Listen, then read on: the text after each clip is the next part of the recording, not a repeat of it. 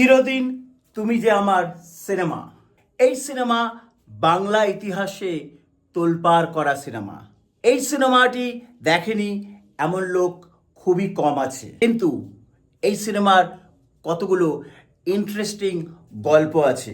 এই সিনেমার হিরোইন ছিল প্রথমে শুভশ্রী গাঙ্গুলি এবং হরনাথ চক্রবর্তীর বাজিমাত সিনেমার হিরোইন ছিল প্রিয়াঙ্কা। কি করে প্রিয়াঙ্কার জায়গায় শুভশ্রী গেল এবং শুভশ্রীর জায়গায় প্রিয়াঙ্কা এলো?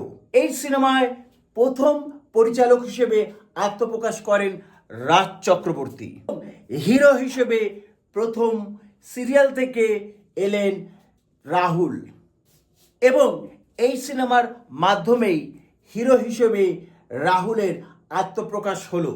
এই সিনেমার মাধ্যমেই জিৎ গাঙ্গুলি বাংলা সিনেমার হিট মিউজিক ডিরেক্টর হয়ে গেল। এই সিনেমাটি করার সময় রাজ চক্রবর্তী রাহুলকে বলেছিল, তুমি বাইক চালাতে পারো কি না? তখন রাহুল বাইক চালাতে না পারলেও বলেছিলেন হ্যাঁ পারি, তার কারণ না বললে হয়তো তার হাত থেকে সিনেমাটি চলে যাবে। তারপর বাইক চালানোর শট দিতে গিয়েই নায়িকা প্রিয়াঙ্কার সাথে অ্যাক্সিডেন্ট হয় এবং প্রিয়াঙ্কাকে হসপিটালে ভর্তি হতে হয় এবং শুটিং বন্ধ হয়ে যায়। প্রিয়াঙ্কার মুখ ফুলে পুরো মুখ চেঞ্জ হয়ে যায়।